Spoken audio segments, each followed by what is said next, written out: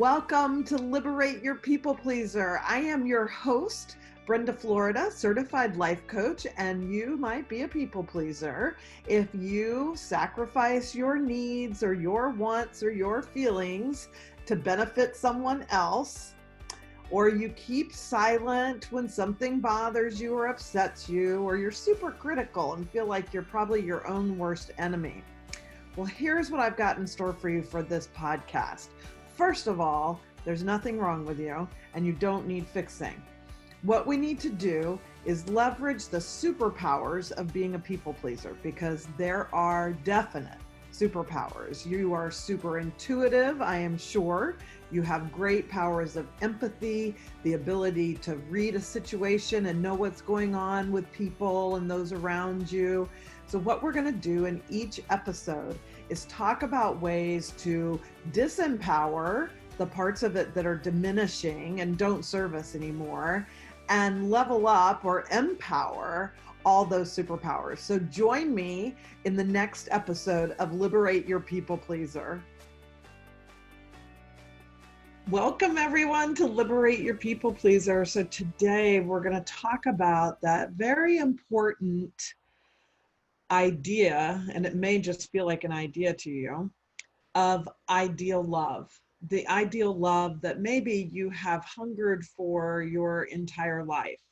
There are many of us as people pleasers who did not grow up feeling that we had the love and the attention that maybe was what we really wanted, right? So as a child, maybe, you didn't know any better. Like as children, we all think our environment is normal, right? No matter what's going on, it's the only thing we know. So it feels normal to us.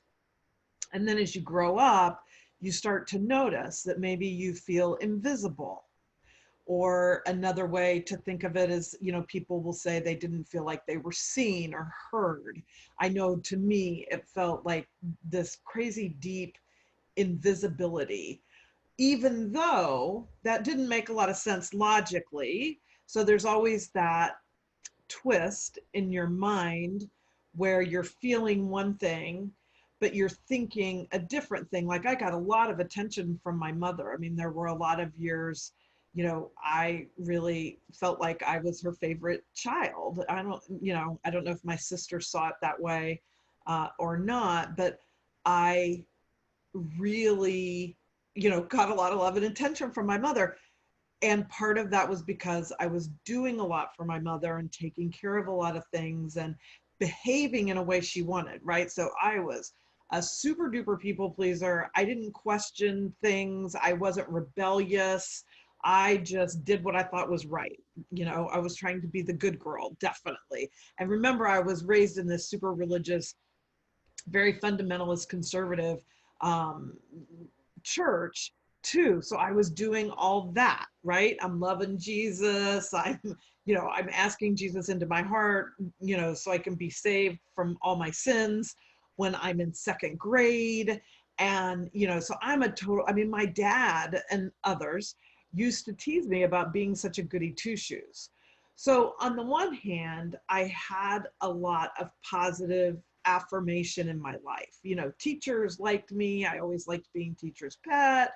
I'm fun. I'm, lively and positive, and people have always been drawn to me. And, I'm a fun, kid and all the things. And inside, I felt deeply, deeply invisible. And it wasn't until I was in my 20s, probably, maybe even early 30s, before I could really articulate that. I just felt this big incongruency in my life, but I could never really explain it. And so as I began to understand these dynamics of being a people pleaser, and really that started for me, I guess I was in my late 20s, I had this beautiful aunt, she has since passed away, who gave me the book Codependent No More. And that just opened my world to understanding what was going on in my life. So written by Melodie Beattie. I'll put a link to it in the show notes.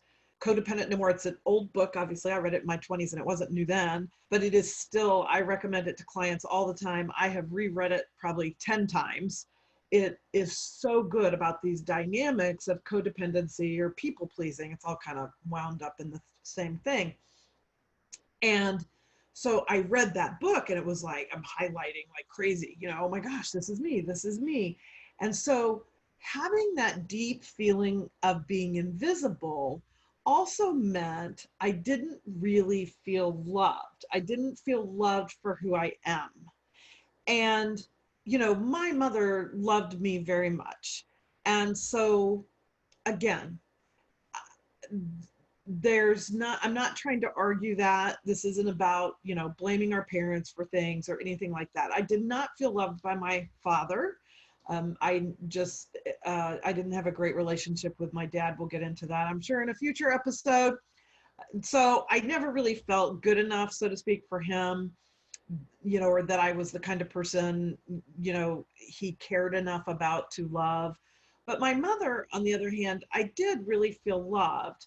But after years of therapy and working through this, what I know now is that I also felt a lot of judgment from my mother. I felt like I had to be this perfect, good girl version of me in order to get that love. So it left me with this hunger of wanting to be loved for who I am. And again, I couldn't always articulate that. So as you listen to this, if it resonates with you, right, it just has that feeling of, yeah, like that, I get that, then don't worry about getting up in your head and trying to connect the dots to your own story yet, those kinds of things. That can come in time.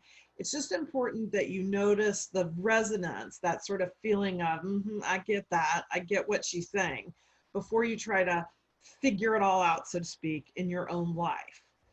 Because these types of feeling states, that resonance is an indicator of truth. And it's when we can, I like the word unravel that we can really be liberated, that we can really feel the freedom that we're hungering for.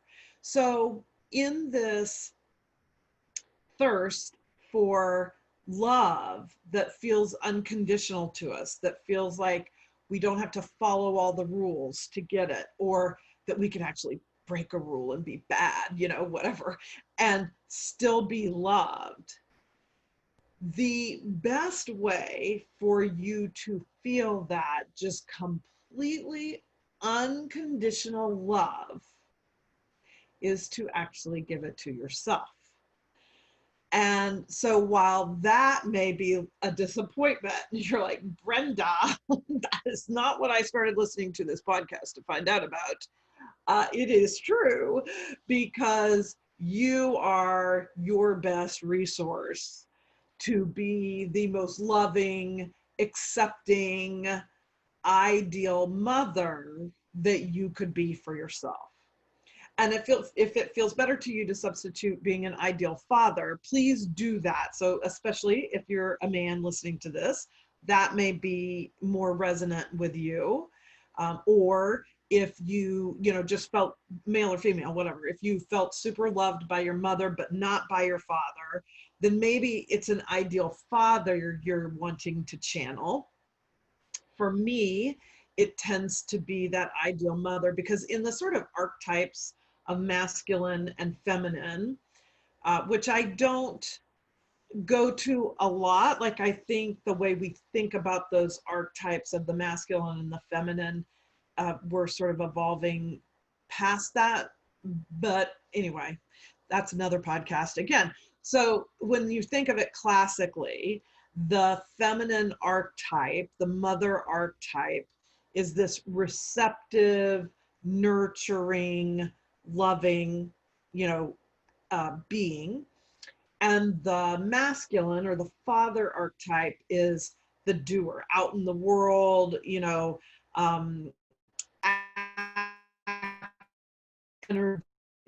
those kinds of things.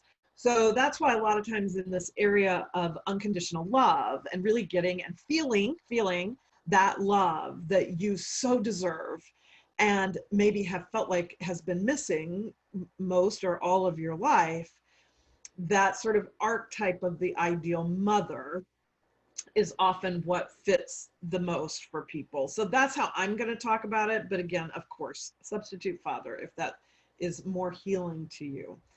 And so as I become my own ideal mother, and that's what I want to really encourage you to do this week, is really think about, one, what triggers you, what things happen in your day. They could be tiny things. Someone says something that's just a little bit off-putting, or you see something scrolling through social media that feels like an insult or makes you start to compare yourself. Comparing is the worst.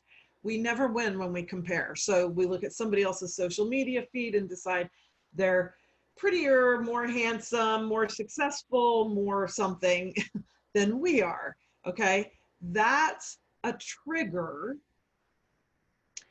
to open your eyes now. Okay, in the past, you might have dropped into that comparison, dropped into feeling not good enough, dropped into feeling unloved or unworthy or undeserving, even if you weren't thinking those words. That's what the feelings were triggering, which then start to trigger thoughts that match that. So instead of going down that whole rabbit trail, let's let our ideal mother come in and say what it is you need to hear from her, right? So for me, that would sound like, oh my gosh, honey, don't even go there. You don't need to compare yourself to anyone. You have your authentic expression in the world, and nobody but you can be you, can sound like you, can say what you do, can look like you do, you know, can deliver a message like you do. Nothing, because you are totally unique. There never was a person like you and never will be again a person like you. And I love you so much. I can't let you buy into this concept that somebody else is better than you are, or that, you know, you need to compare and end up feeling less than, because you are not less than anything or anyone. So that would be the sort of pep talk that my ideal mother would give to me. So you say it in your own words, right? It's whatever it is that you need to hear. And that's why it's so perfect, because even if you now have, you know, relationships in your life that are super loving, you have a wonderful spouse or partner, you have great friends, you have, maybe you have really fantastic parents that you can, you know, go to with things like that. As an adult, through your own experiences and your own wounds, there's just going to be certain words that feel better to you to hear. And you know what those are. Another person doesn't, right? They can't read your mind. So when we can be that ideal parent to ourselves, we can say exactly what we want to hear and allow that nurturing, allow that self-healing to occur. Because the only way to liberate ourselves from these dynamics of people pleasing that don't serve us anymore, okay, those things that cause us to put ourselves down, to consider ourselves second best or in second place as far as importance goes. That's a lot of people pleasing, is, you know, what everybody else needs is more important. What everybody else is feeling is more important than what I'm feeling. So that's always putting me in that one down. And the best way to take those aspects of us that where it's not serving us anymore is to just sort of unravel them. So it's not like a cutting off. We're not going to get rid of this, because there's nothing to get rid of. We are whole. We are, you know, wonderful, unique, whole spiritual beings having a human experience. So there's nothing to get rid of. There's nothing wrong with you. There's nothing to fix. There are things that we can unravel so that we see them better, right? So think about a sweater and that one thread, that yarn that gets unraveled, it no longer looks like a sweater, right? If you keep going, if you think of that, whatever, on a sleeve or something, right? And after a while, it's a long piece of yarn. It doesn't look like a sleeve anymore, but it is exactly that, right? It didn't, at what point did it stop being a sweater? I don't know. We don't have to argue that philosophically. But the point is, it just takes a different form. And that's all we're going to do with these things. We're going to unravel these triggers and these parts of people pleasing that aren't serving us. And we're going to create a different form with them that will serve us. And so part of that today is starting to get really aware of those triggers. What triggers me into second guessing myself? What triggers me into self-criticism? What triggers me into putting myself one down? Everybody else is more important, And then approaching that with our ideal mother or ideal parent and giving ourselves the love and encouragement that is exactly what we're hungering for. So I can't wait to hear how this episode lands with you, if that resonates with you, and how you're working with it. So as always, I love your comments down in the comment section, and can't wait to hear how this episode can help you liberate your people pleaser.